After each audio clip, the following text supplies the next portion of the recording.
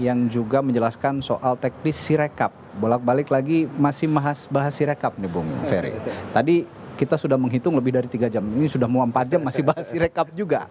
Tadi saya sebelum break masih ada pertanyaan yang mengganjal soal jika memang KPU tidak menjelaskan esensi-esensi pertanyaan dari pemohon dari 01 dan 03, dalam hal ini pemohon 1 dan pemohon 2 begitu. Soal bansos, pencalonan wakil presiden dalam hal ini Gibran Rakabuming Raka, dugaan keterlibatan aparatur negara.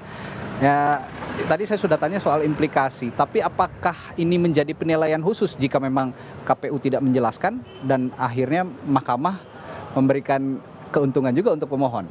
Ya, tentu segala dalil pemohon yang kemudian bisa dibuktikan oleh pemohon akan menambah keyakinan hakim. Sementara upaya menjawab atau mengcounter seluruh dalil dari pemohon tidak dilakukan oleh termohon, tentu itu akan merugikan termohon. Jadi bagi kita yang melihat juga begitu, yang dibahas apa, yang dijawab apa, kan begitu. Kalau berbeda antara apa yang didalilkan dengan jawaban termohon, tentu akan merugikan termohon itu sendiri. Dan bahkan kalau kita lihat barusan soal Sirekap, apa pentingnya ini membahas dalil pemohon? Kalau ujungnya adalah pernyataan saksi yang mengatakan tidak perlu tidak perlu khawatir dengan Sirekap karena memang ini teknologi yang jangka waktunya pendek dan juga tidak akan mampu membuat perimbangan hasil karena berbeda sumber daya di masing-masing daerah untuk mengelolanya. Pertanyaan besar, ngapain ini kita tetap bahas? Dipakai? Kenapa dibahas ini? Kenapa dipakai kalau ternyata melanggar prinsip penyelenggaraan pemilu bahwa teknologi ini tidak efektif dan diketahui sedari awal tidak efektif. Ya harusnya ini sudah di drop begitu ya, termasuk di sidang MK kalau ada pernyataan-pernyataan seperti itu. Tapi begini Bung Ferry, tempo hari kan beberapa advokat dari tim 02 ya dari Prabowo Gibran bilang ini sebenarnya gugatannya salah kamar katanya, bukan ke Mahkamah Konstitusi tapi ada yang harusnya ke Bawaslu dan DKPP dan sebagainya. Tapi melihat kesaksian lalu juga keterangan ahli-ahli yang dihadirkan, termasuk soal Sirekap yang hari ini dijelaskan, apakah jadinya kalimat salah kamar itu jadi terbukti kira-kira? Wah, kalau menurut saya apa yang disampaikan kubu kuasa hukum 02 kebanyakan terlalu pede atau menutupi.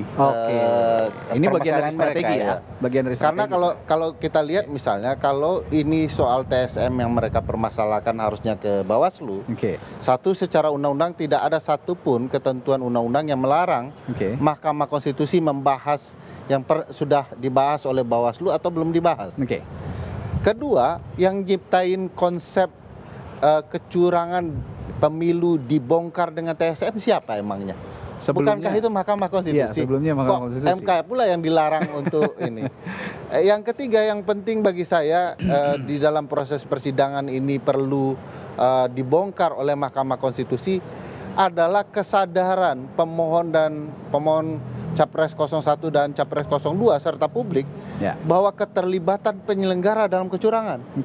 Jadi jangan kemudian pihak-pihak disuruh datang ke penyelenggara yang diduga curang, padahal orang berharap mahkamah membongkar praktik curang yang dilakukan oleh penyelenggara. Jadi bagi saya kuasa hukum sedang bermain di ruang publik psikowar ya, perang psikologi yang menurut saya bisa saja akan merugikan mereka.